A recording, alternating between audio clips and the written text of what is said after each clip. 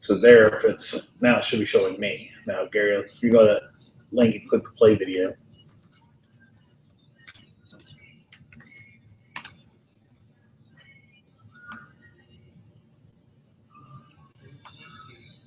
So back on the Google Plus. Yeah, wherever you click play to the live, let's see. You should see my icon flashing, or I see your icon in the middle. okay. So now I see it. Is it flipping back and forth? Let me see what your screen is. I just try to figure out what's okay. So if I mute my Howdy there. Can you hear me now? 1, 2, 3, 1, 2, 3.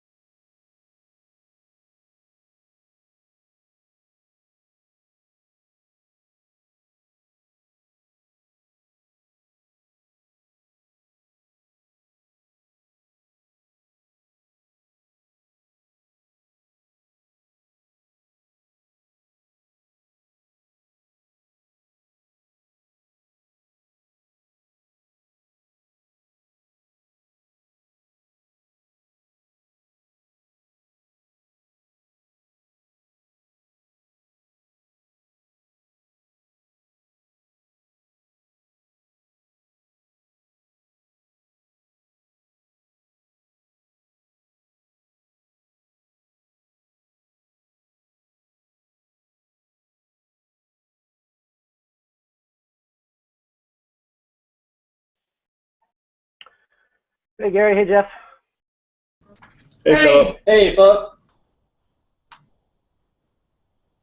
Not a bad idea.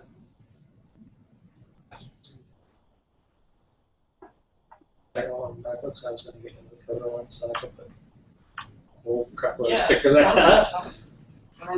Chrome, mod, everything else. I have a bunch of the decals like that. I have mini guides like that. Is that like an oxymoron? Mini Godzilla. No, it's Godzilla, but He stamps out Ant-Man. he's like a little chibi Godzilla. It's like very good.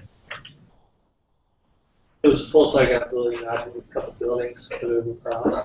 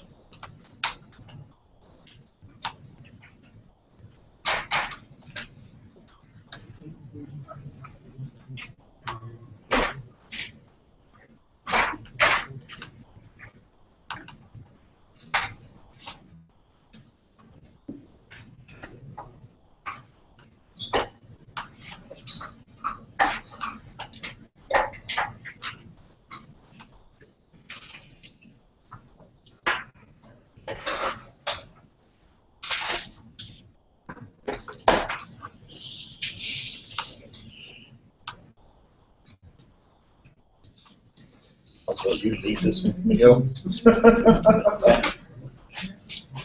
She's doing it tomorrow. Pardon? These patients doing it tomorrow. Well, yeah, the people attending probably, but I'm not sure. She's in her office. Probably taking that. You're not screen sharing. That's what I needed to do, man. I'm like, You're not screen sharing? I am not screen sharing. That's right, I joined it and then didn't screen share it. okay, none of us will feel left out, or all left out. I made you all inaccessible. It's part of the plan. Is this a new technology where? That was like a good retort. I No, is that not? like the tights, dude. I can't do anything with that yet. Styling. It is kind of chilly. They are. My dad's outfits would get really pretty crazy because he would have like craziest colors and things. He used to buy. No, you look very conservative. I'm just thinking of my poor dad. Like, That's the yellow pants. he makes some crazy stuff. Okay. Welcome, everybody, to the November User Experience Forum. My name is Gary Thompson. We decided to open up this forum to the company because of the topic being accessibility. And so we're trying a couple of new things this way. One of those being we're not quite sure how many folks can get in on the Google Hangout. If you have any issues with that, for those of you who are remote, please contact Jeff Sittler. There's also a link out on the Google Plus Unicon space. I believe that recording, since it's live recording, will be delayed by about a minute. I think we figured out. So if you're watching that, I believe everything that you see and potentially hear is going to be delayed by about a minute from what is happening here. So we'll just kind of run with some of that and see how it goes and make some adjustments next time if need be. For our forms, we also block 2 hours. We've adjusted a couple of times on our UX form. Generally speaking, the presenter is only expected to go about an hour, but that's flexible on purpose. So sometimes we have some activities afterwards. My plan is to do my presentation, which will include some discussion. And then if folks want to hang around afterwards and discuss any more things about accessibility, we'll just kind of have an open forum about that. You might even pull up some editors and do some things if it comes to that. But I will probably wrap up around 4. My other note on that is for our UX forums at the end, we've been doing a practice where we go around and everyone gives feedback to the presenter. And that has been great to get immediate feedback on that. That's part of what these forums are for, is to work on our presentation skills. For those of you who are guests this time, you can step out for that. You can stay for it. You do not have to say anything, but if you would like to, I'd be glad for your feedback as well. And you can listen to a couple of UX people who now who've done this a few times, give some feedback, and then if you want to chime in on that, you can. The other thing is, I went ahead and did this, and I opened it up to the company on top of a very rough week this last week, including missing a plane to California yesterday. I'm a little out of shape on this one, so I'll ask for a little bit of gentleness ahead of time. One of those things being, I have not timed this. I have no idea how long it will take me to get through any parts of these sections. I may be way short, or I may be way long, and I will try to adjust that accordingly as I go, as maybe one of the presentational skills I'll be working on today. Okay, any questions before we get started? You're saying that you sound like you're far away from the microphone? I am, probably, because I like to stand up and walk a little bit, and I'd rather not sit, but if people can't hear me, I will try to do that. I'll try to bump it up a little bit. Is it on this, or is it on that? It's on that. Okay. That's probably why. And it doesn't have much more reach than that, right? Nope. I'm going to try to put that a little closer to me. Is that any better? I hope so. You're standing right over. I'll hear you fine. Okay. For those of you who are in the room, I have candy, chocolate, something or others. And we'll be doing a couple of things where I'll be passing those out. For those on the phone, we've been cried, too bad for you, you should have been here. Yeah, I'll have to leave it on your desk or try to mail it to you or something like that. I don't know how that works. Hey, FYI, the West Valley office is here. We've got Jamie, John, and Jody. Awesome. Happy Tuesday. Happy Tuesday. Thank you. Okay, so my topic is accessibility. My plan today is to go over what accessibility is, why it's important, and why it matters to Unicon, and what we may want to do with it, and how you can learn more about accessibility, be informed on that, and put it into your daily practice. Today is probably not going to be code level type stuff, partially because we have folks who aren't just UX people here, and also because that was really not the intent, though we might get to that, and if you have questions about that at the end, certainly we're open to discussing that. Okay, my first question for you all with a prize is, what is the title of my presentation today? Accessibility. It is on the screen. Yes. Nobody's gotten it right yet. That's the UX forum? Accessibility US forum. It's on the screen. Gary Thompson. Accessibility. Still wrong. I don't know your. I know, it's because the contrast for it is bad and we can't see it. I was going to say, is it in there? One funny little All right. trick size Right? bell. Oh. My presentation is called 3D Accessibility. that was just to point out that accessibility is a broad thing, and there's lots of little details to it. But the main part is to try to help identify with people that sometimes only get part of the information and how much a difference that can make in what the experience ends up being. 3D. So I think, has everyone encountered a 3D movie at this point? Yeah. Has anyone not done a 3D movie? Tyler? No. All right. No. Okay, Star Wars is coming out. Actually, that's one of my slides. We'll do it. Okay, so a 3D movie is purposely made in a way such that images are displayed to you that if you have the required device, you can actually see things in 3 dimensions. Should tell us about our 3D glasses. Yes, although our Philip Ball, was it Philip? Does an excellent presentation on 3D stuff. We already had one of those earlier. Philip, I'll encourage you to open that up to the company next time because it sounds like there's some takers. It is a little hard to see on the screen, but at the top you can see what it looks like without the glasses on, and then at the bottom what it looks like with the glasses on.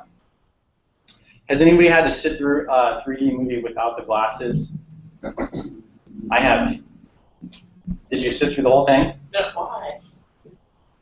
My glasses broke halfway through it. Oh. So I was at home, and my kids have a 3D movie, and all the glasses were being used, and I could only stand about maybe 10 or 15 minutes, and then I just decided it was not worth it anymore. The experience for me was just, it was done. There was no reason for me to sit through an experience where I could not really participate in the way that it was intended, and it was actually it was hard on my eyes, right? I mean, eventually it was just, not only was it not what I knew it could be, it was no fun. So it defeated the whole purpose of it.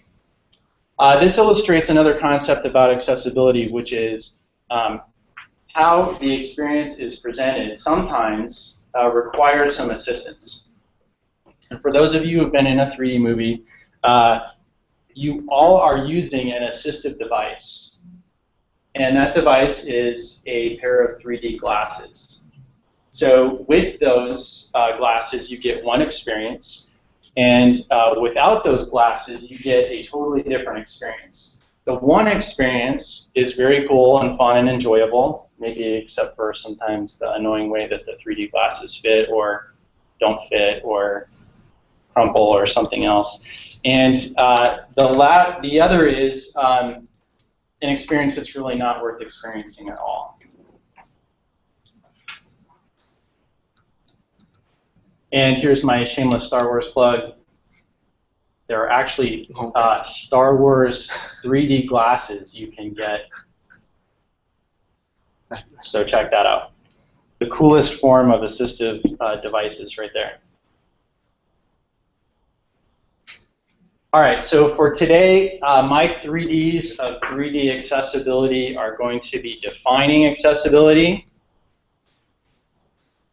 determining what to do with it, and how to develop for accessibility. And by that is not going to be, as I said, not necessarily like real gritty technical details, but just what kinds of things can you do to approach it.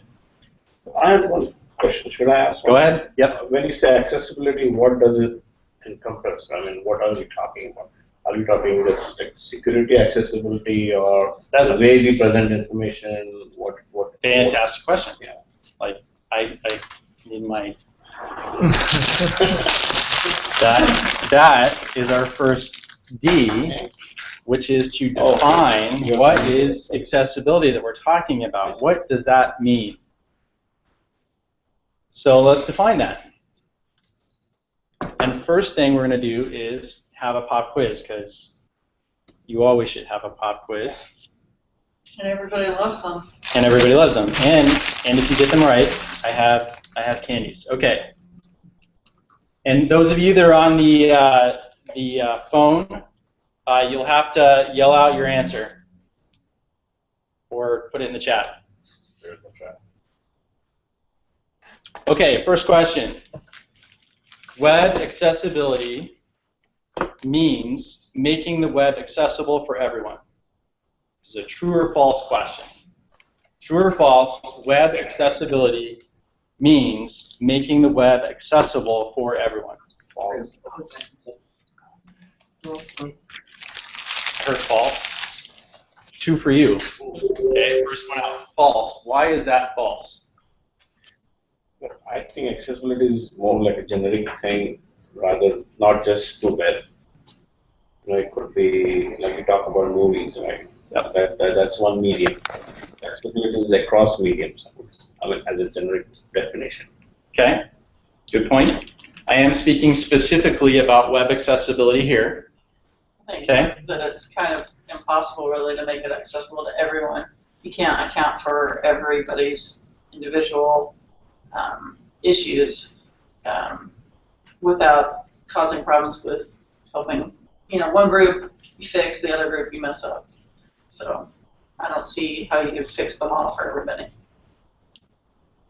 And to piggyback off that, you have to kind of define what is your definition of accessibility when you're dealing with groups of people. Is it people who can't see? Is it people who don't have hands? Is it people whatever? So I think that's an important factor to consider. This goes back to your definition. You also said false. Did you have a comment? I didn't say false. You didn't? Did you say true? Yeah. You said true. Okay, why would you say true? Yeah, because, well, so first of all, it's web accessibility, so we're definitely talking about the web. So making it accessible, the ambit of that is people with different kinds of challenges, right? So it could be motor disability, it could be vision, it could be hearing, so whole gamut of people. Yeah. Yeah. That's a good point. So web accessibility maybe should cover everyone, or at least all the different gamuts of disability. And there is a technical part to this question, which is what does indeed make it false. This is a false statement, and we'll find out later why. Okay? Web accessibility means making the web accessible for everyone is a false statement. All right, next one. The U.S. Census Bureau estimates the percentage of disabled Americans is less than 20% of the population. True or false? Who said that first? Did you say false? I did say false. I don't know if I said it first. But Okay, false. Why do you think that's false? I just think that the gamut of quote-unquote disabilities is somebody can have no hands, somebody can be colorblind, and those are all sort of things that need to be addressed by accessibility. And I think that the broad spectrum of what counts as in accessibility, disability, is just so broad that I think it's going to be a lot more than 20%. Okay, thanks for answering. Anyone else? Mark said false. Mark? Yeah, my response was similar to Russ's. Just that what is counts as disability, I would just imagine that would be a lot higher than 20%. Okay. Anyone disagree? Send a picture to Mark. Well, this is the U.S. Census Bureau, so we don't know. Okay. Well, no Googling. I forgot to mention that ahead of time, but no Googling for answers. Okay, we'll find out about this one later. All right, next one. The acronym ADA stands for American Disability Act. True or false? True or false? Is False. that the Americans with Disabilities Act? Oh, smoking good, yes. Americans with Disabilities Act? Correct. This is one that a lot of people get wrong, including myself several times. The acronym ADA stands for Americans with Disabilities Act. Okay? Next. Americans with Disabilities Act, that law governs the accessibility of the internet. True or false? False. Who said false? Why do you say false? I just think, I guess my hunch is it does not cover that. It's for accessibility to buildings, stair or ramps and elevators and width of doors and things like that. You are correct, sir. If they haven't reached yet to the internet. That's next. ADA does not have the word internet in its law at all. All right, section 508 is a section of the ADA. True or false? False. Why? Oh, no, I'm not going to get this wrong. Because 508 is dealing specifically with web, not ADA type structural things. Okay. The question is section 508 a section of the Americans with Disabilities Act, is what I'm asking by that. I still think. Still think it's false? Yeah. Why? It's a hunch. Well, because what Russ said, ADA, what I took from that is you've got like ramps and all that fun stuff. 508, I thought was specific to internet web-based things. So they're two completely different things. So no, it should not be a section of ADA. You are correct. Section 508 is not a section of the Americans with Disabilities Act, which, for me, led to this question.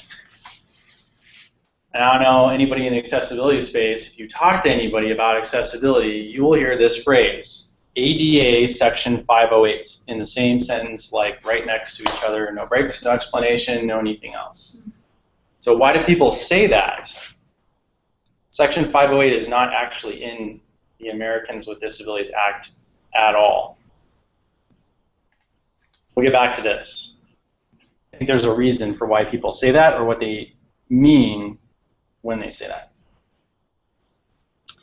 Okay, next up is some history. I found this stuff fascinating, and I think that for me it really deepened my understanding of why accessibility is where it's at right now, what the challenges are, why it seems to be such a big deal right now, and why it may even be growing in its importance. And this is not a commentary on whether the laws that were put in place were the right thing or the wrong thing to do. It's just history, okay? So I'm going to go with what I found out. There's a lot of good information out there. My understanding is that prior to 1970, there was pretty sad and unjust treatment of those with disabilities. They were seen as second class of citizen. A lot of times they were shunned from the general society and encountered some pretty bad treatment. They were denied basic services in a lot of cases. Most people thought they should not reproduce. And they were not given public education and several other really sad kinds of things. Again, this is just what I understand from what I read.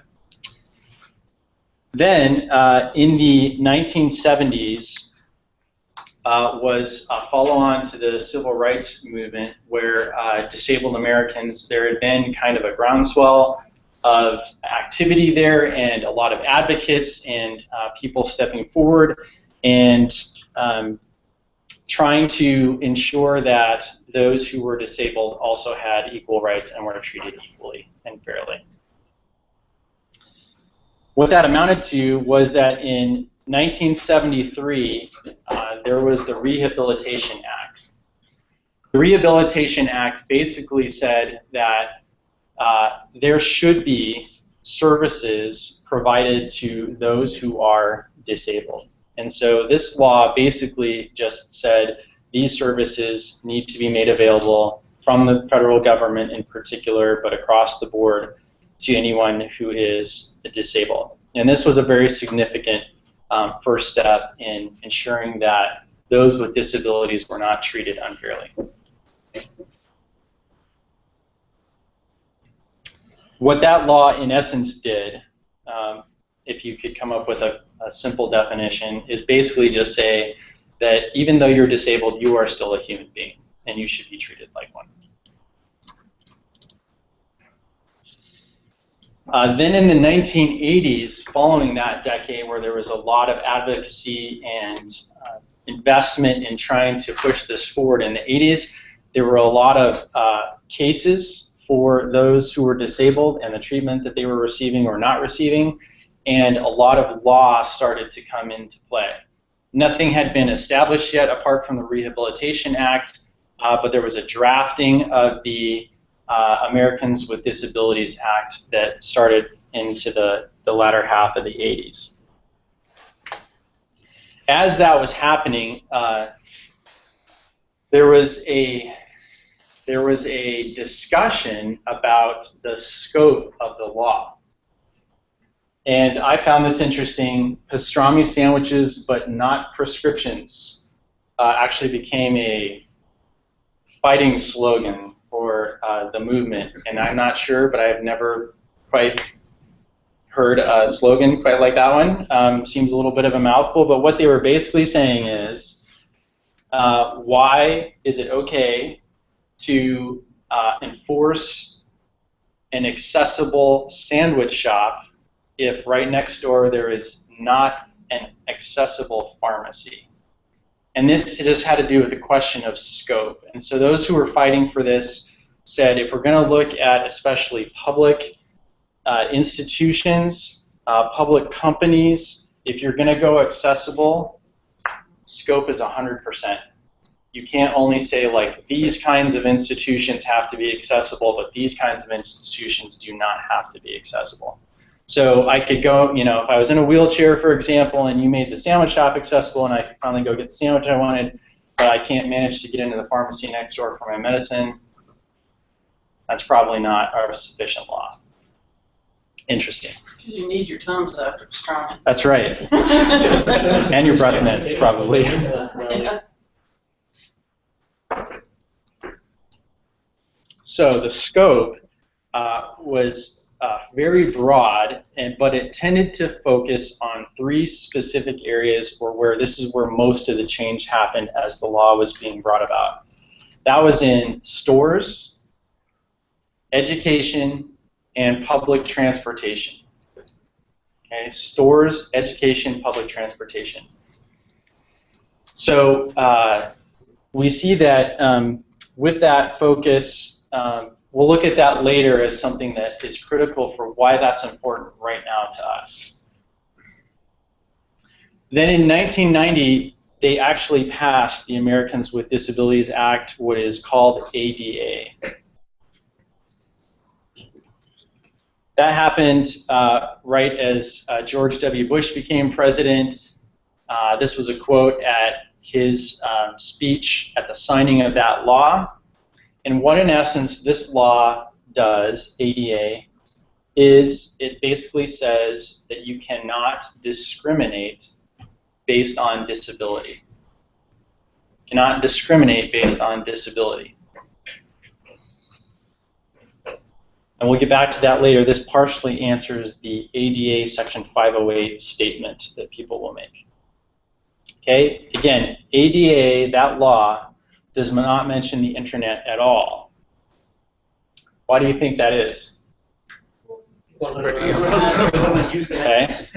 It's important to keep some of these dates in mind, and that will also be why we will see why we're in some of the situation that we're in right now. So when they drafted this law, I don't think anybody had a concept that the internet was going to amount to anything, or they even knew about it when they wrote it, perhaps, okay? So it's not in there.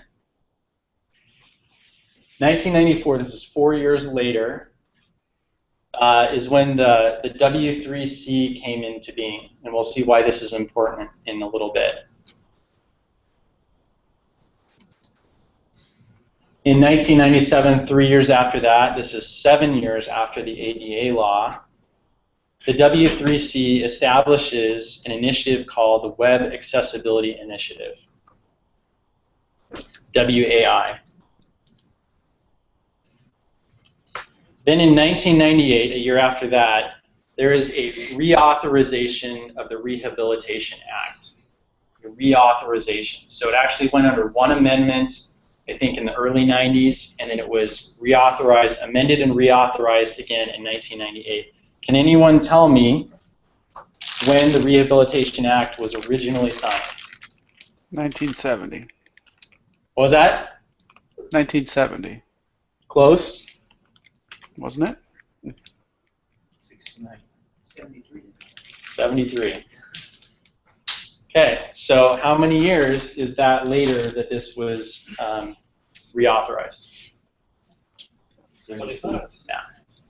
25 years. That's a pretty long stretch. So if you remember, the Rehabilitation Act said that certain services needed to be provided to those with disabilities, and that's what that act was for. The ADA law said that you cannot discriminate based on disability.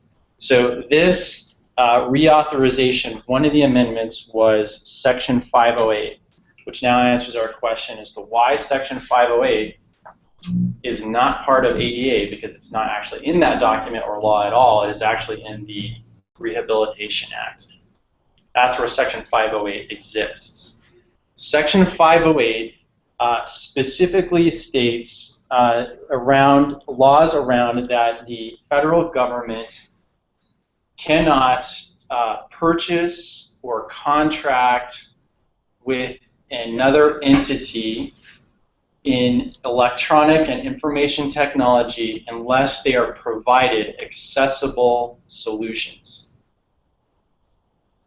Now I'll try to word that again. So the government, this section 508 says that the government cannot purchase or contract with another entity unless that entity provides them an accessible solution.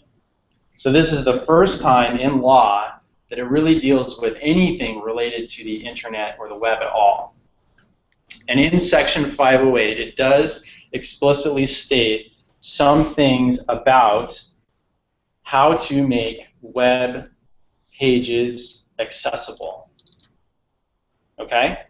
So when people say Section 508, they're referring to, especially in our context, as we'll see, the fact that they cannot contract with someone like Unicon for a service unless that service that is provided meets this law.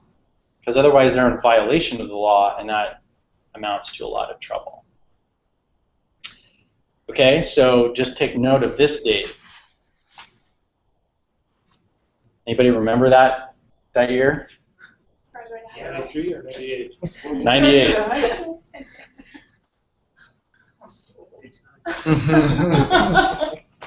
Okay, 99. Web Content Accessibility Guidelines, which was published by the Web Accessibility Initiative, which is part of the W3C. They had actually started the guidelines prior to the reauthorized Rehabilitation Act becoming a law. So separately from that law, they sat down and said, we need to make sure that the web has some standards for determining and making things accessible. And they had already started in on these guidelines when the other law, Section 508, came out. So they went ahead and published these guidelines. My understanding is that these guidelines are not necessarily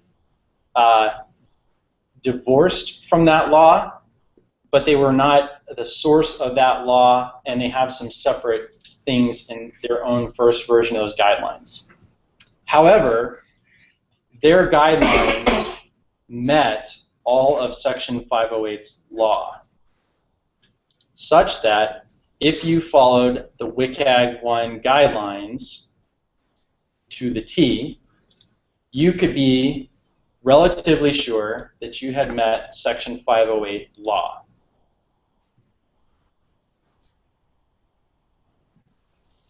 Oops, went backwards, sorry. All right, look at that jump. Almost 10 years, and we have version 2 of WCAG, revised edition. 2008, that's still 7 years ago, but this right now is the de facto standard for measuring accessibility on the web.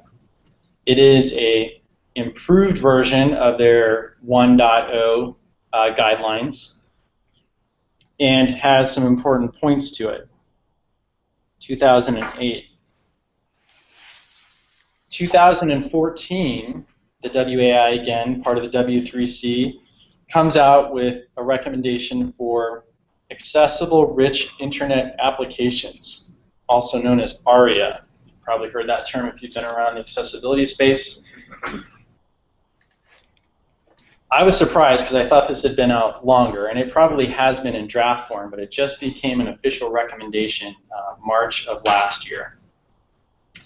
What this does is it adds some optional components that allow you to make more rich and complex JavaScript in particular applications accessible. So we've moved away from a time when web pages were primarily just relatively simple HTML and CSS type things, now where the entire front end is being built dynamically on JavaScript frameworks of all kinds of varieties that change about every 2 years.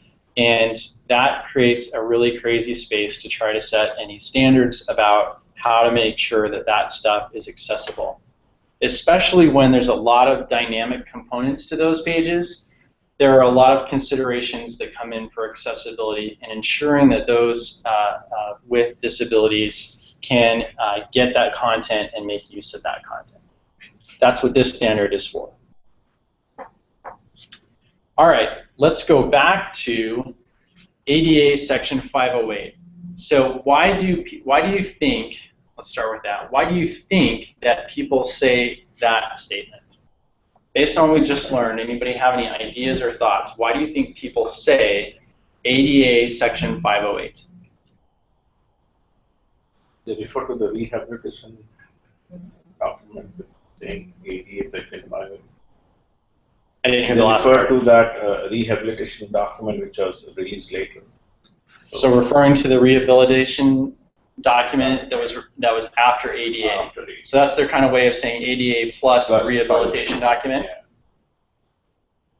Yeah. Yep, I think that's a good thought. I think for a lot of people, what they're familiar with as far as accessibility or handicap accessible signs, they see a parking lots and things of that nature. So when they think accessibility, they automatically go back to ADA or ADA instead of thinking about all of the various other documents that come on since then. That would in Section 5. What is the original rehabilitation one? They just sort of group it all together under accessibility or rehabilitation in general. Yeah, I think all those things are true. I don't know for sure. For me, I'll just say I've used that phrase before because I heard it, and until fairly recently, I did think that Section 508 was part of ADA. So I think there's part of that unless you've actually gone through and researched the law, unless someone corrects you on that, you might assume that Section 508 is part of ADA and that somehow that is a correct way to say that. Which isn't to say that it's incorrect, it's just that there is no Section 508 in ADA, so it can be misleading. It can be daunting because that assumes there's 507 sections you've got to get through in order to get to. Oh my God. And I don't know if there isn't, but I think they actually started at 500 or something. At least all the ones that get referenced are in the 500 range, like 501 to 508 or 9, something like that. I think the other thing is that ADA is the most recognizable form of law for disability. So if you were to I actually have not heard anybody reference the rehabilitation discussions about accessibility. Just never heard of that law before until I did some research on it. So if people said, well, we want to do accessibility and we want to make sure that we deal with the Rehabilitation Act, Section 508, if you didn't already kind of know Section 508 fits in with that, I think most people now even know really what you're talking about, for one thing. So the ADA part, I think, is just the most recognizable piece of law that folks understand about disabilities. And then Section 508 is the only law that specifically details web-based formats. It's the only law regarding disability that deals with that. So I think also, since the Americans with Disabilities Act basically says you cannot discriminate, that law is a little more like the spirit of the law when it comes to web accessibility. And Section 508 of the Rehabilitation Act is a little more the letter of the law. There is an actual list of things that you must do or must not do. So this statement actually sort of combines the spirit of the law with the letter of the law to say, when I mean accessible, I mean the spirit of the law and this letter of the law. And I'm just going to smash them together. And if that makes sense, maybe and maybe not. I don't know for sure, but when you hear this statement, that's what you need to consider with that. Okay, so why is web accessibility such a big deal right now? So I have to retract my statement in my email that Kate Valenti in the company meeting stated was one of the top 3. It was not actually one of the top 3. It was just one of the top topics of conversation at EDUCAUSE. So she didn't want to be misquoted there. But it is a big deal right now, and a lot of folks are talking about this. Why is it that it has seemingly risen in importance? Because the web is pervasive. I think it's pervasive. Was there a question or a comment? Well, I think Brad had one, but I also chimed in with I think lawsuits in the recent past that brought people's attention. You know, when money starts having to change hands, people become very interested in things. Yep. Well, at the end of the day, it is discrimination. Yeah. So 2 very good points. Yeah, One, right? It's a lawsuit. Yeah, it is discrimination, and there is a law against that. And so, if you go against the law, then you're open to lawsuits. And you cannot get government contract. And if the government's involved in particular, there's an additional factor to that. That goes back to the money. Was there a legal aspect to this? If you just make a service, but you're not paid by the government, are you breaking the law if it's not accessible under 508? Great question. Candy for us. Yes. Okay, to make sure you heard that question, the question was, if you just make a service, and that service is not purchased or contracted to the government, are you under an obligation to make it accessible? It's a great question. It's exactly what I wanted to talk about right now. So I would like you guys to try to answer that first before I answer. I would say My thoughts on it are ethically responsible. And that's, I'm sorry, but ethics to me are higher than law. Yes, we are a thing also, right? It's public relations. You want to have your company website accessible. It's your market, too. So ethics, brand, market. Yeah. But I heard no. Technically no. Technically no. Technically yes. Does 500px want to care about people who can't see? I know that sounds crude, but do they cater to that? Yeah. I'd say technically no, but again, rather than ethically, they'd care more about their bottom line, and the better your market is, the better you can sell. So, you know, if you're selling paintings for the wall, you probably don't care, and either way, because no, you're not technically required, and how many blind people are going to buy your paintings. But most companies will cater to it just for the public relations and the better bottom line. But I have a piece to add to that. It's such a small percentage of people who have disabilities, such as, you know, I'm blind, I'm colorblind, whatever. Do the businesses that are not associated to the federal government really care about that 1%, 2%? Yeah. Is Unicon website accessible? All great questions. Okay, so just to make sure people on the phone are hearing that, we've got a thought that's basically like it depends on your market, and if your market has people with disabilities that need to be addressed. I think if I'm summarizing kind of what Adam said, if you're selling paintings, you probably don't need to be concerned about people who can't actually see the paintings, something like that. We got a comment that was basically like, if your market only includes a very small amount of people with disabilities, maybe it's not worth it, in essence. Okay? And then there was actually a question like, is the Unicon website accessible? And I don't actually know the answer to that. I have a question like, is it only for services when you mentioned, is it for internet-facing services? Or if I deploy an internet application in my company, And then have it? another good question, is that only for public-facing outside services, or does that also include internally facing intranets for companies and things like that? Okay, so all good points and questions. I think the main thing to see is the answer is not simple, right? It's not a simple answer to draw a line and say yes you can or yes you can't. Let's take Adam's example.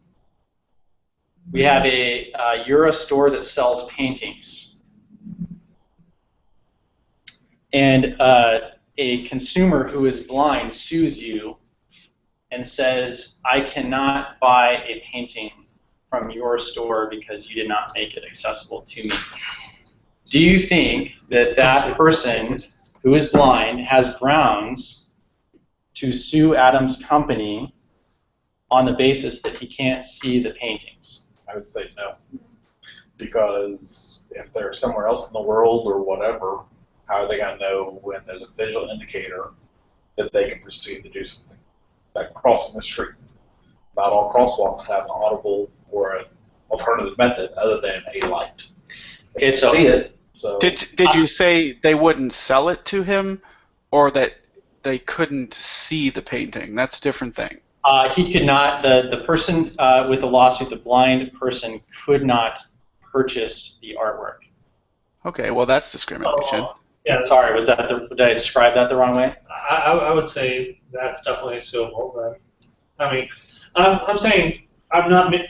If I'm selling paintings like in a store or whatever, you know, I'm not going to go around putting Braille descriptions with indicators of what this is a painting of and what such, because how many people are going to come in to feel the Braille and actually buy my painting or whatever. So let me step back, because this could be a long discussion, conversation, and say that I don't know what the answer to that is. I just want you to think about it. Here's the only thing I would say to that, and I'm learning more and more about disabilities and how to understand people with disabilities and things like that. Just because I'm blind does not mean I don't have friends that see. And I might want to decorate my apartment with some nice artwork. I may never see it. Although if you know a good artwork, if it's real stuff, you can actually feel some texture and things. So I'm just saying there's a lot of complexities to that, where just because the purchaser may not actually be able to use the thing they're trying to purchase, they could be purchasing it for someone else.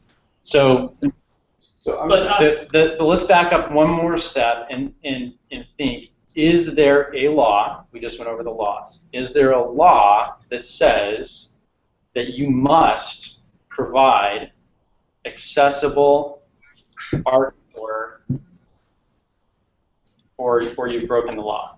So we're talking about websites here, right? So now, if let's say, disability, like blindness is one of the aspects. Now you cannot hear, there's so many other things. Yep. So I personally don't know, is there like a Braille keyboard, or like I go to Amazon.com, do they have like something which helps the blind? I'm good for lawyer.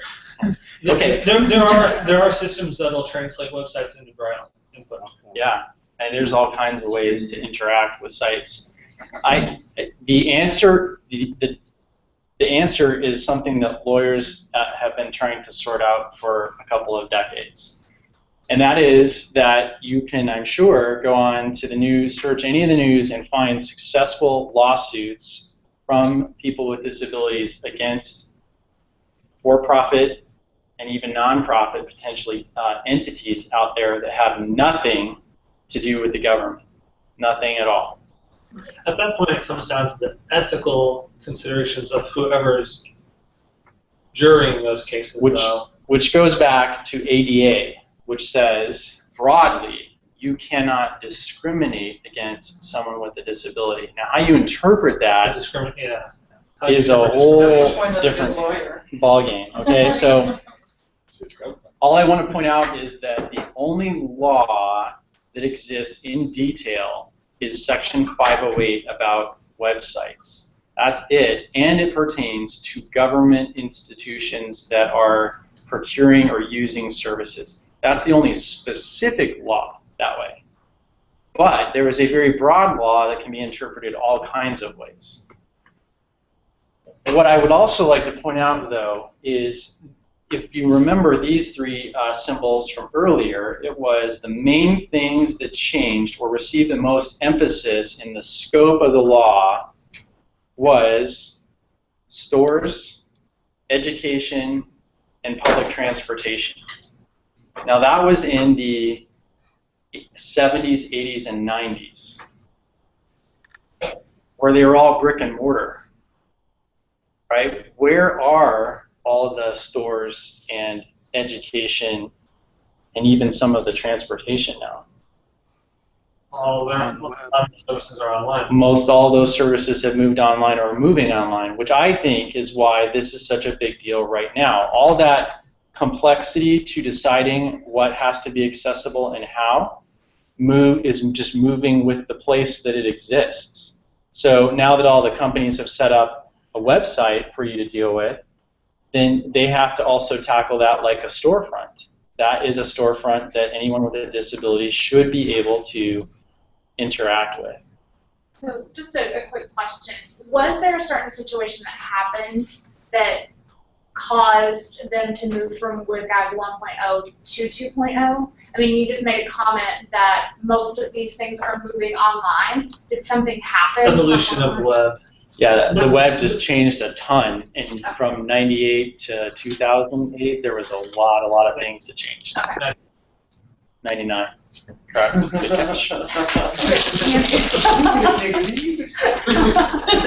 no, but if you think about it from that time, you went from most of your service providers to being things like AOL to the cable internet then. The evolution of Google appearing, completely dominating over Microsoft and the Yahoo services, and the evolution of the web and the languages during that time as well. I mean, just the whole jQuery came out in between those years, and that changed how we interact with the web a lot. We went from tables to completely dynamic websites. Ajax too. All right. This is the definition, as best as I can tell, for the word accessibility. So when people say accessibility or accessible, that refers to the design of products, devices, and services or environments for people with disabilities. That's the key part. There's another movement called inclusive design or design for all or universal design that's also a great movement. It is more what I said at the beginning in that quiz. That is trying to make the web accessible in that sense, the broad sense, or usable by anybody without any special means or devices. Age, sex, culture, trying to just eliminate all that so that you build one thing and anybody can kind of pick it up and use it without anything special. Here we are talking of like products, right? Products, devices, services. So like Apple products are not accessible then, right? I mean, a blind person cannot use a phone. They can, because Apple provides some means by which to do that. Plus, there are still aspects of your phone, by touch. It's similar to a keyboard. There are aspects you can tell by, the short button is your power, the volume is generally larger, home buttons. There are textile representations on the phone for you to better identify it.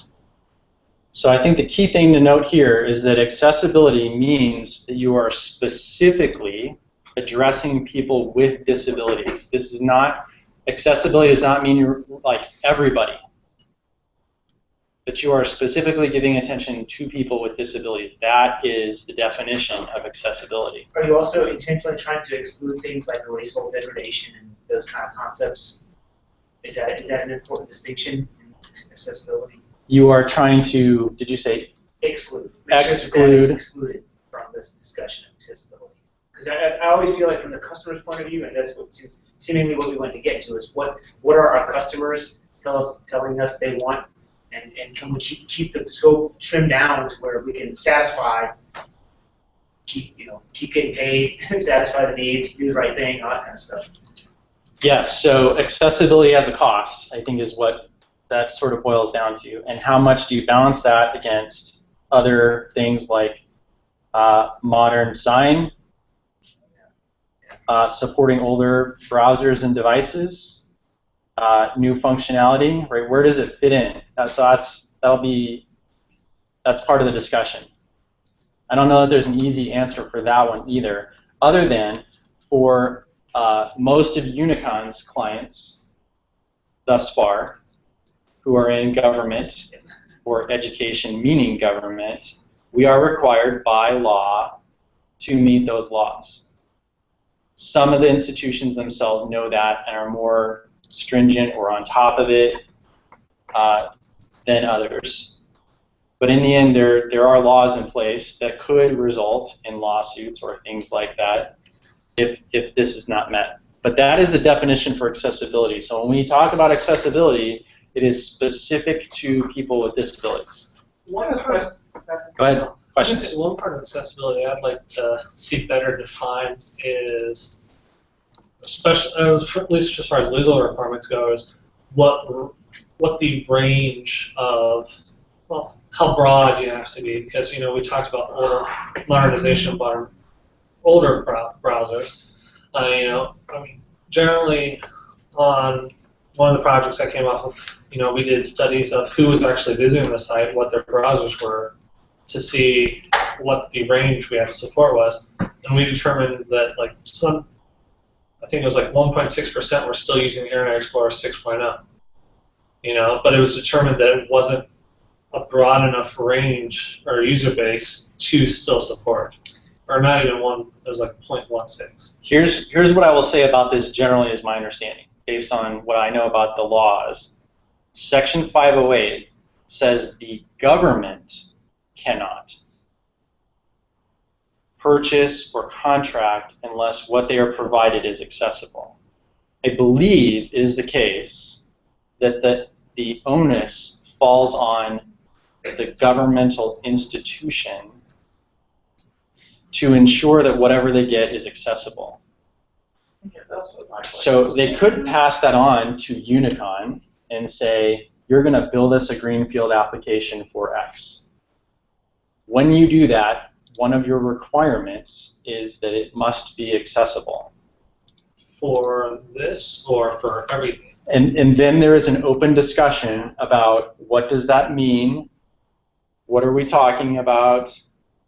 Are you okay? And institution or client, you make the call. Is it all right to disregard that 1.6% that are using IE6? That's your call. We can consult on that. Client or who provided that contract? That is the client. Yeah, Okay, that is the client. But if that it's makes that part of the decision. requirement, then we better. If it is part of the requirement, then So- we have. So the But client I mean, has to find it.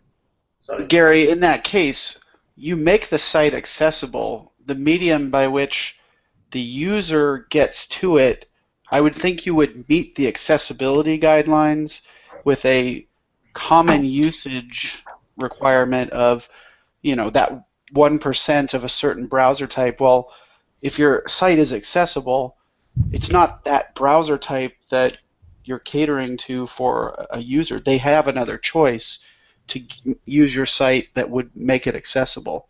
So I'm not so sure They might have another.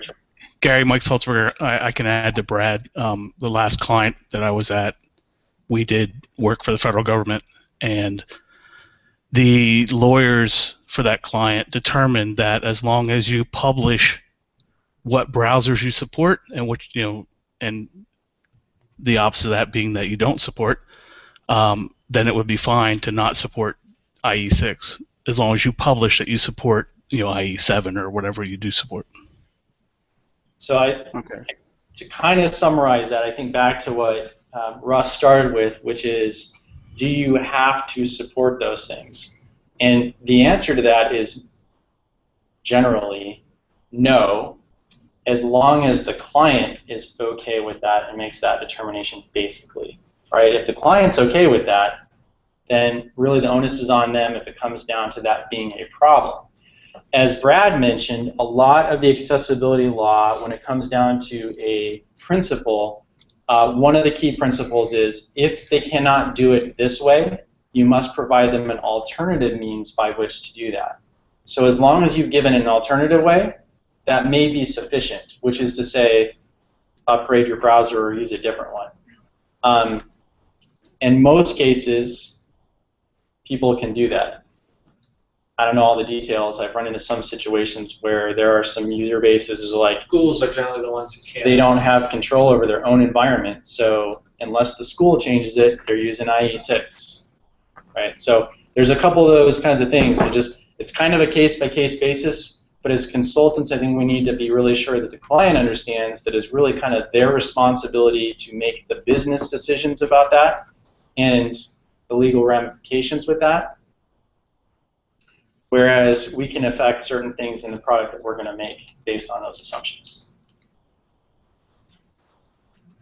Okay, what we have found is that, as just a note, that when we design things to be accessible, generally that benefits the entire community. We all get benefit from it when we do some focus work for making things accessible for folks. So I don't know if you're like me, I don't think about it that much, but these cut curbs is one of the biggest things that people point to on this. If you're riding a bike or if you're pushing a cart, you know what I'm talking about, right? Not having to go up and down the curbs is a big deal. It's a bigger deal if you're having to push yourself around in a wheelchair, right? So this is a benefit. Another one that just sort of an easy one is doors that open themselves. I don't know how many times I've had like handfuls of something or other and I don't have a hand to open the door or try to wedge myself out without dropping something or whatever else that might be. This is a benefit that's benefited everybody, but also is an extremely accessible solution. And so as some of this work happens in the web, we find that some of the things that are being done are benefiting everybody across the board. But again, accessibility is specifically focused to people with disabilities. So that's discrimination in a sense. What's that? Because you're doing it without regard to everybody else. I'm just being smart. Oh. Well, in that case, we're in trouble. Yeah. We don't want to back to doors.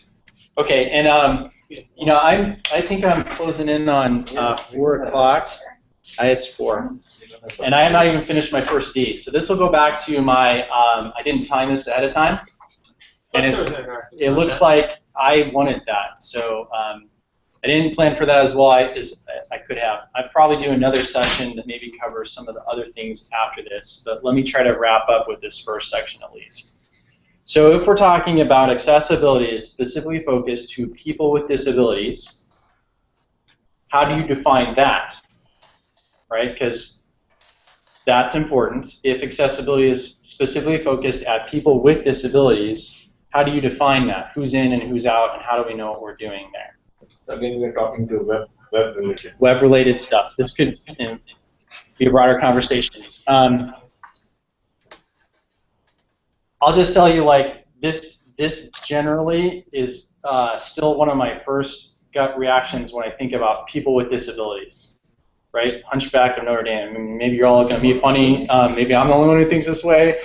But what I'm just pointing out is that what we have in our minds about people with disabilities is not a very accurate reflection of what that definition means. So this is the standard symbol for disabilities, though it's unfortunately fairly limited in its scope. There's only one type of disability, and in this case it's even depicting a fairly specific one, though I like that they've redone it. This is the new one that just is much cooler, right? I mean, that just seems pretty static. This one's a lot more dynamic. Looks like he's racing his wheelchair. Perfect. Yeah. But we really probably need to think about it a little more like this.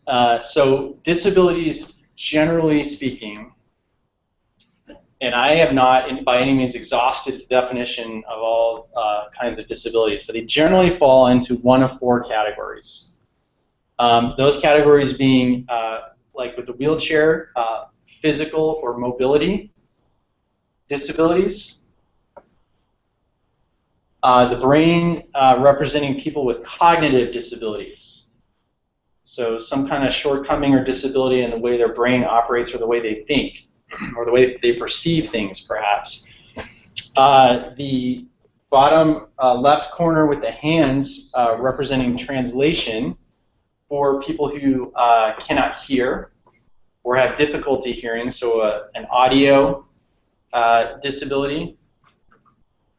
And then in the lower right-hand corner, the representation of the man with the cane representing somebody who's blind and cannot see is the visual disabilities. So as broad categories, you can think about those in several different ways. And they mean different things, and you have to address them fairly specifically, somewhat.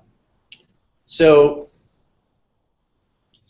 I found it helpful as I was reading through some of this, some examples. And so let's just throw out a couple, and I'm using some personas from one of my projects as some easy representations for this, because it just helps me remember a few things. And I'm just assigning these randomly. Top right, college kid. Top left, thank you. Your other right. My other right. College kid who has ADHD and dyslexia. So I don't know how much you guys know about either one of those things. I'm not an expert by any means on either one.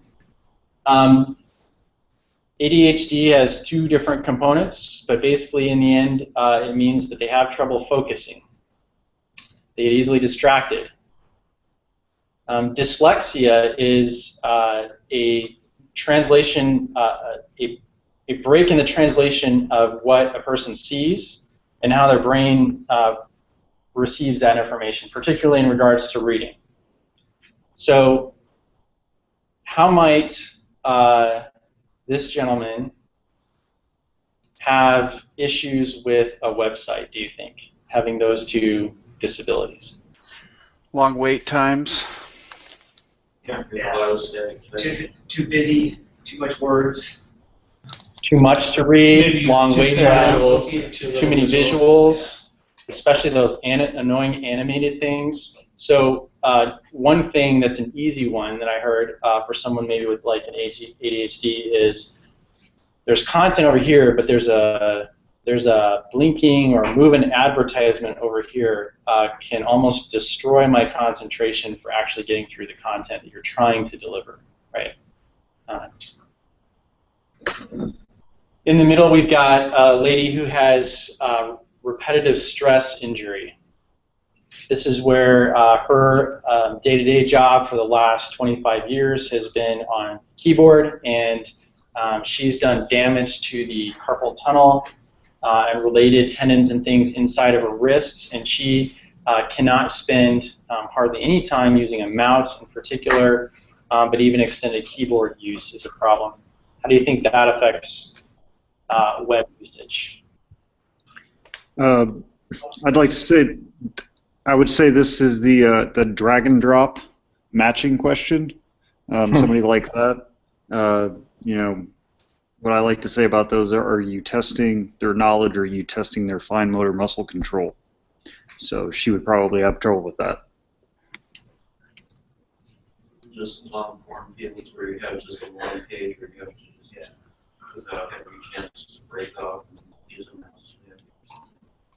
Yes, they probably mentioned a really long form that requires a lot of mouse interaction.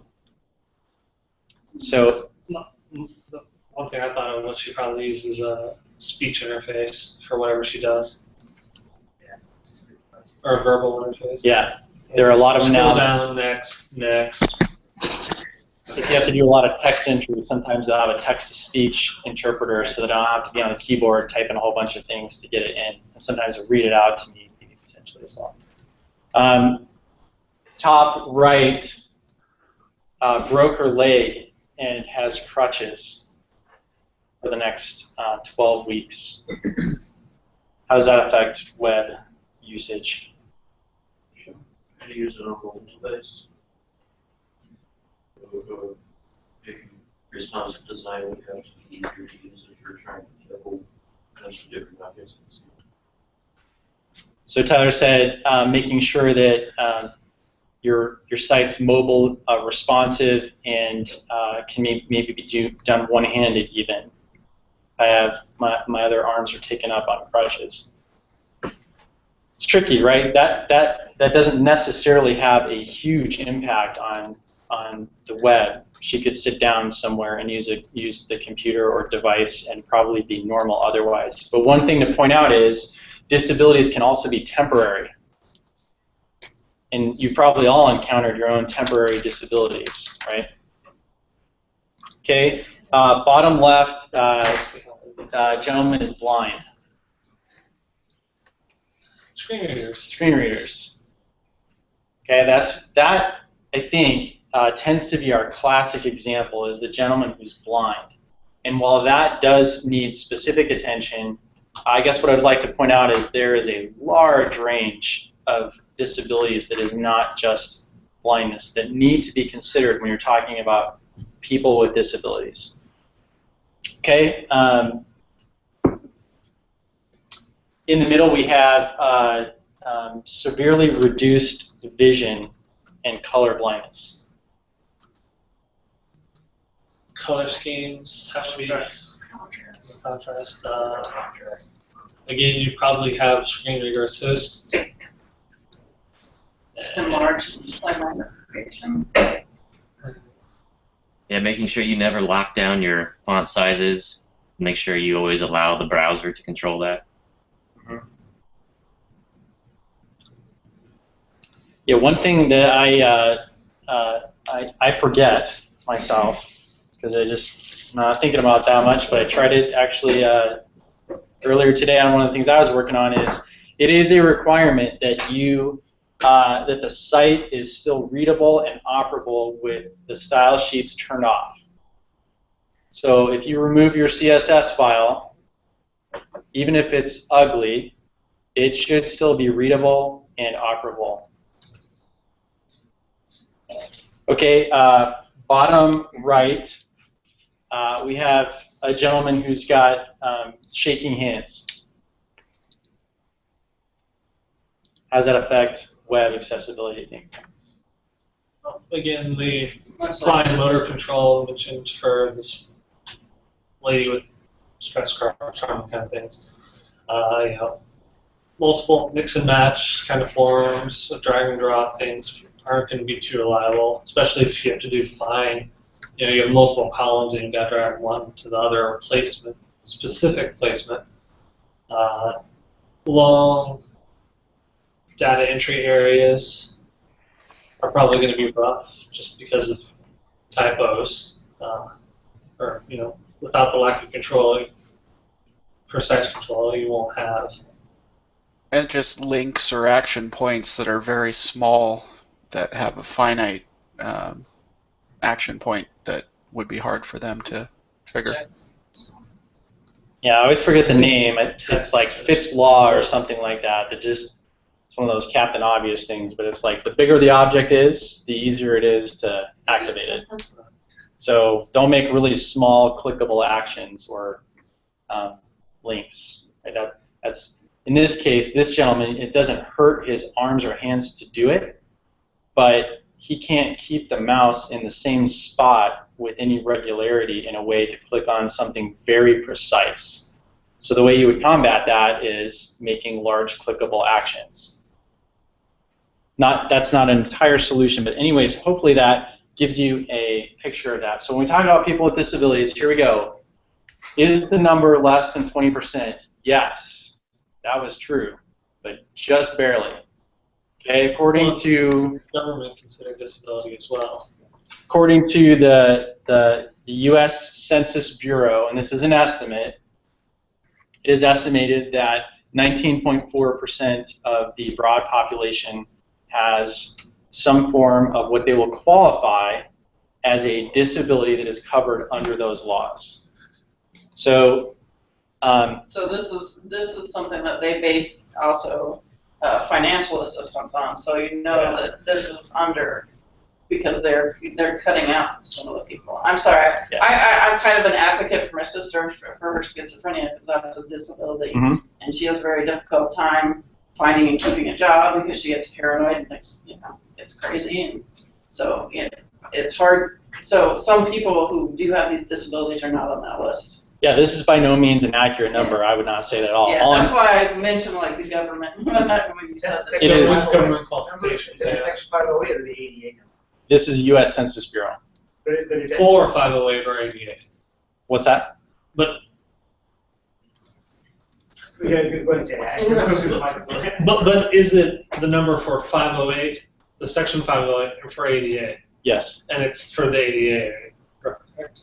Yes. It's for ADA 2008. It is just population information.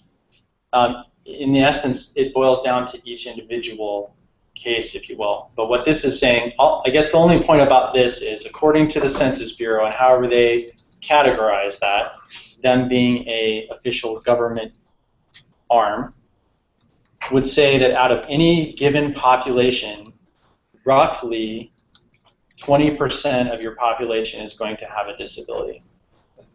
So when you think about that, and I'm guilty of this as much as anybody, but I think our perception is often like there's this 1% of people that are getting, all of this effort and attention. Is it really worth it? And I have those thoughts myself sometimes. And part of that, I think, is limiting our thinking about who has disabilities. So just keep this in mind that at any time, unless you have a very specific audience, and most of our projects at Unicon are not limited that way, upwards of 20% of the people you're dealing with are going to have some form of disability. That's a very significant percentage. But even in it, that 1% of the billion people is 10 million people. So that's a very large group of people. Yeah, so in the United States, that amounts to 48.9 million people. Not a small number. That's really the only point. Okay, so the final thing is we're defining accessibility is what's an assistive device? What does that mean, and what are some examples? Again, I think this is a little bit like what are disabilities to me. The more I kind of research that, the more I understand about it, the more I have some better approaches to dealing with accessibility as I think about it, because accessibility, again, is dealing for people who have disabilities and may be using something like this. An assistive device is basically defined as something that is required for a person to otherwise operate the thing normally or do something that they could not do otherwise because of their disability. So maybe the easiest example of that is the classic one, is a wheelchair. People who cannot otherwise use their legs are immobile, but a wheelchair is an assistive device that makes them mobile. Okay? I only have two other kind of specific examples. I just thought these are interesting. This is called a mouth stick. So for folks who cannot use their hands or can use their hands but cannot control them well, a mouth stick is another means by which to interact with a keyboard, and or now even they're doing some that can interact with touch interfaces. So I've watched a few videos and things about this. It's pretty fascinating. Watching somebody try to key in or use like Photoshop, saw somebody using something like that with one of these devices, pretty amazing. But what that amounts to is like we just need to not limit our scope of what we think people can or cannot do with some of these disabilities and or the devices they may be using. But what that means is for some of these, we have to specifically think about making sure that the assistive device can interpret and use the thing that we built. This is a screen magnifier, and this is one of the other ones I've seen a couple of times, where this isn't just like hitting the plus, Control plus up on your browser, to get to 200% magnification. This is a separate application or device that magnifies to like ridiculous levels. And I'm not sure the percentages of folks that are like this, but I do know that it is true that there are people who can see, but they cannot see most things well at all without very significant magnification. And you can see from the screen here, or like the iPad, how much of like the whole article they're looking at any one given time. Now, there are implications to that for how we structure and build and shape things. The main problem for people with screen magnifiers a lot of times is scrolling. Once you blow it up that big and you're trying to then move around the page, it gets like just unbearable. Okay. So Gary, just to kind of go back to assistive device, probably the most predominant assistive device out there are eyeglasses or contacts. Because I certainly would not be able to function without that. That's correct. Anybody who has any kind of non-perfect vision is probably using some kind of assistive device, glasses or contacts, in order to function normally. That's correct.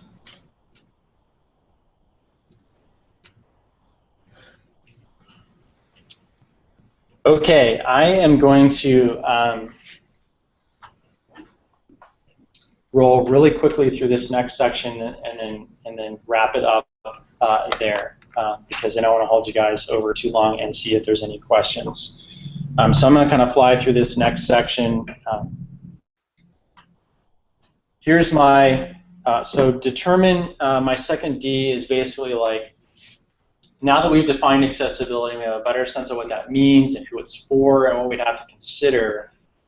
What do we determine to do with that? What impact does that start to have on our day-to-day lives here at Unicon and in life in general? But more specifically at Unicon, here's a couple of things. And here's my awesome acronym for that. I haven't figured out how to pronounce it yet. If anybody has any ideas, let me know. There was no good one for it. Okay, so the first one is to know accessibility. I think as we've looked at right now, the key to me to being able to speak to, develop for, consult a client with accessibility is to know and understand what it's all about. And a lot of that's just like even the history or what are disabilities, how are they classified. It's not the code level stuff, though that's important. It's understanding what it is first so that I can move forward into that space with some confidence about what I'm doing and making accurate statements or representations to the client or the rest of the team about what accessibility is or isn't. So that's kind of the first one. The second one is to plan for it. It is not without its efforts. It isn't. It takes time, it takes effort. You got to plan that in. So one thing I saw recently on one of the projects I was working on is as you're estimating effort, you need to plan in that you need to design for, develop for, and test for accessibility. If you have to do that, you can see a change in your estimates, potentially upwards of like 50% of the original work that it would take to do it without considering accessibility.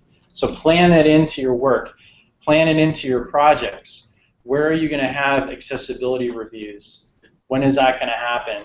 What do you need to have ready for that? Which tools might you need to have access to, and so forth? That might be your role in the next project, is to help educate your project manager in that, perhaps, or the client in that. And if we're going to go after this stuff, or this is what we really need to make sure of we're doing, where do we put these pieces in? And when I say it's going to be 20 hours instead of 10, you have an idea why that is now. Because I'm going to come out of the gate with these things, and we're not going to have a lawsuit down the road, whatever that amounts to. Design it in. This is like kind of my own key spot, but for all of us, anybody who puts anything in front of people, you need to be thinking about accessibility from the get-go, so you don't get caught in a design of something that prevents an accessible solution or makes it overly complicated for your team or you yourself to develop or build.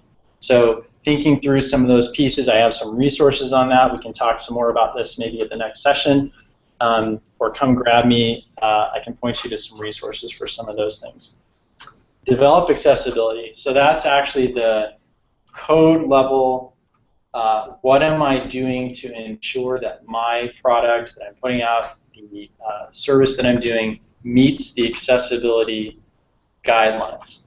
Now let me step back all the way again and say there is no law that stipulates what it means to be 100% accessible on the web. There is no law that states that. The Web Content Accessibility Guidelines version 2 is the best representation that we know of standard to shoot for. You get it 100% right, level AAA, does not guarantee you that you are, by the law, accessible. Because there is no law that actually states what that is, which is why it puts the whole thing in a really odd situation, because Unicon, as we develop things, cannot say the thing that we built you is 100% accessible. We really can never say that. So there is no way to review it or certify it or something? So there are ways to review it. Certification is interesting, but certification is basically like an established process that meets a certain standard. So you would define it as like the... Yeah, so like that 2.0 standard is... So I can certify in some way that we meet WCAG 2.0 level AA. Does that mean you're 100% accessible? Doesn't. It doesn't. That doesn't mean that you've accomplished everything you could possibly do to be accessible. It only means that you met a certain standard. That standard is also not, it's just not in the law. So the law has some broad implications for which, unfortunately, there is no checklist for. The best checklist we know of is WCAG 2, and it does a great job. If you meet that, level 2A, level 2AA in particular, you are pretty good, pretty sure that you're not going to encounter trouble. But that doesn't mean you're guaranteed. There's no 100% stamp, this is absolutely accessible. We just try to enforce that like an agreement level thing with our clients. Say, look, can we come to a handshake on this and you're not going to sue us? Should we shoot for WCAG 2? That is almost always what Unicon has done in its contracts when it comes to accessibility. We will build this application to meet WCAG 2 level A, AA. And that's all we can. That's all we can do. I mean, if we get it, if they sign off on it, then that might be the best protection we have. In one of our projects, they have hired an outside firm to do an audit. So once we're done and we have a release of the code, at certain points they're going to run it through another company that's going to try to ascertain if we've met it and if there are any other accessible things they know of outside of WCAG 2A for which we might want to try to do. But that's part of it, is that you can never guarantee anybody that you've got, like, you'll never get sued stamp. It's just not out there. Well, it's like you can't 100% guarantee an airbag, or, you know, I mean, there's no guarantees in life. There are no guarantees.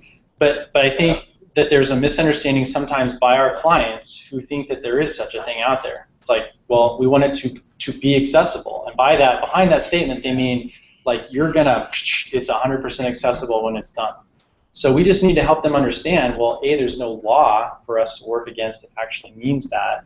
There is a standard, and we can achieve that as best as we can and try those things. So in terms of developing for accessibility, there's lots of stuff that's coming out, especially internal to Unicon, as we're establishing some patterns and guidelines for some of this. And again, there's some places I can point you to.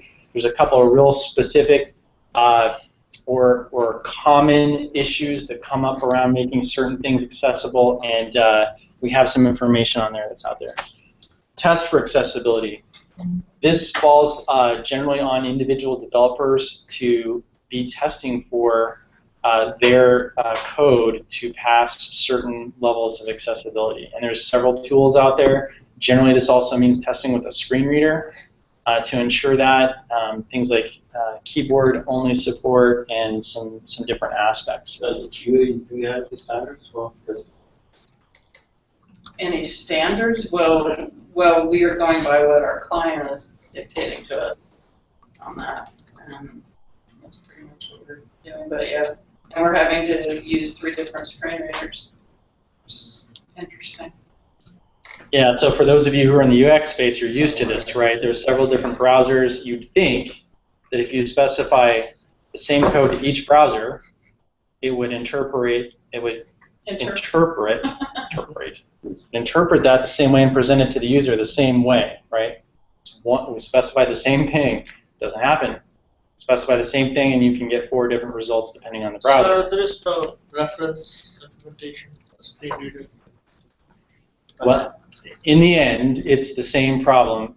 Any screen reader company is building a browser, basically. Yeah. And that browser is whatever they make it to be. And how it handles one statement or execution of code could be handled a totally different way by a second screen reader. So are there some standards? Yes, just like there's some HTML standards, but I can specify the same HTML to that browser and to that one, and it'll do potentially 2 different things with it. So that is, unfortunately, an issue that has to be dealt with. The client will usually specify for us, or we will ask them to specify, just like with browser and OS support, which screen readers do you want to certify on? And are there some that we can ignore or not? There's really kind of 3 or 4 main ones, and on any given project, we generally are dealing with 2 or 3. Last one is to document accessibility.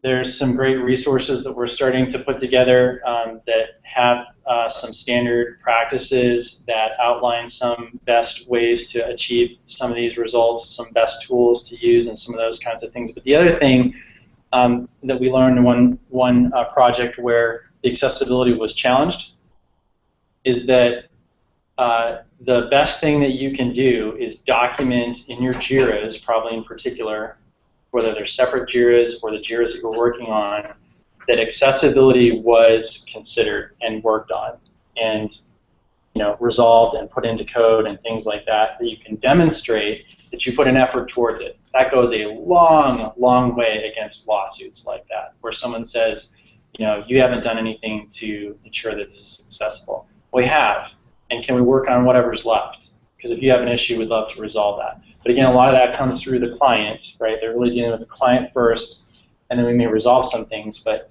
it does go a long way to document that you have done your work on accessibility.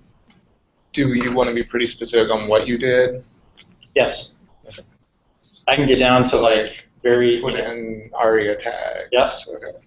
I added these ARIA tags. I ensured tested with a keyboard to make sure that I could, that my modal captured my...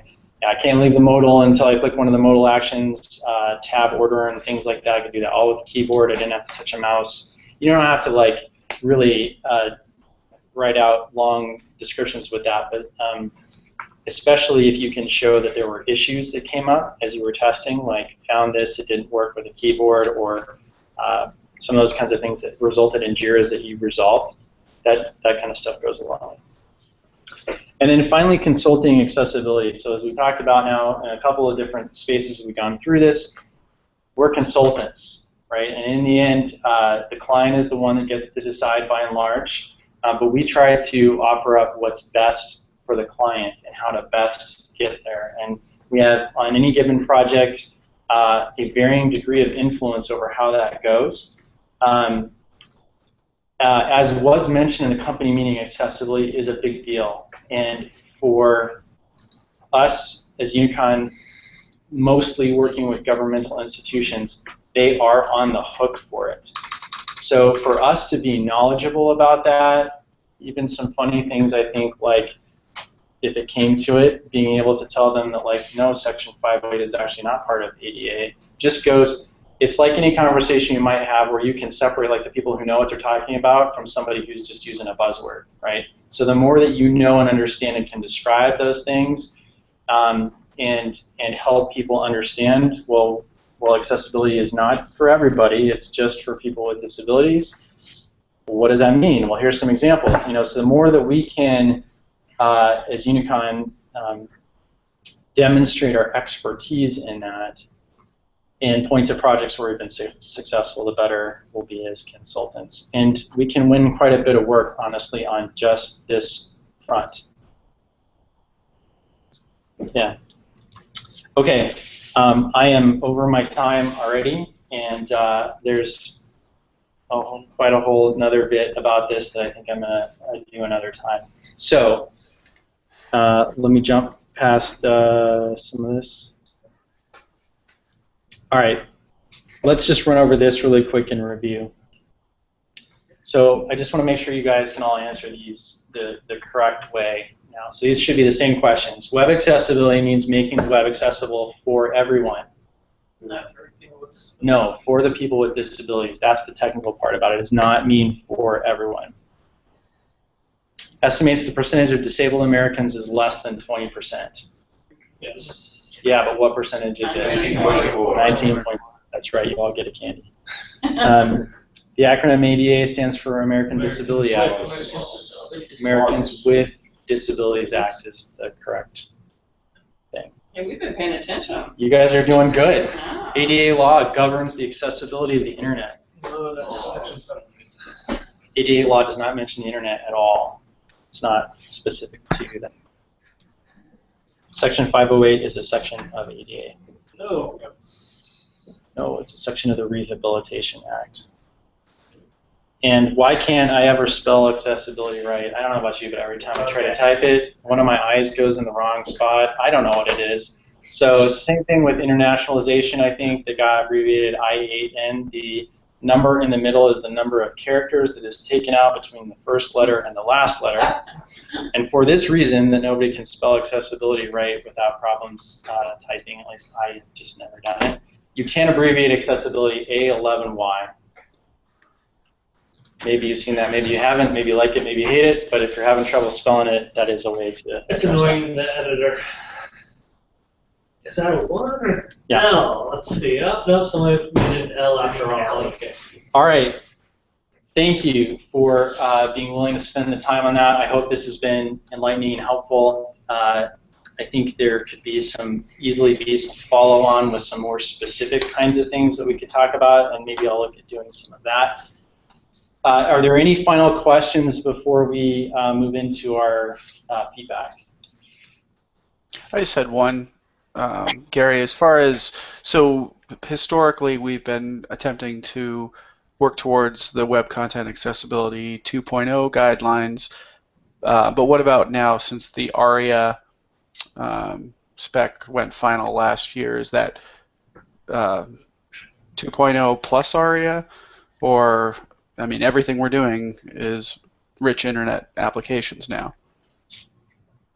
Yeah, so this is one of those things, again, that gets back to how we would define what we are required to do, what is expected of us by the client, and what we just do as our own best practices. And I would say, to kind of answer your question is, unless it is specified otherwise, you would want to do WCAG 2 plus ARIA. Cool. I missed that if you had stated that earlier. Sorry. I don't think I did, so thank you for asking that question. Which rating of WCAG? That will also depend on the client. So A is the lowest level, AA is the middle, and AAA is kind of like, you know, stringent as you can get. We've never done anything past AA. I would say, you know, minimally anything you code should hit WCAG A. If you can do it, AA is better. Broader support, more specific. Other questions?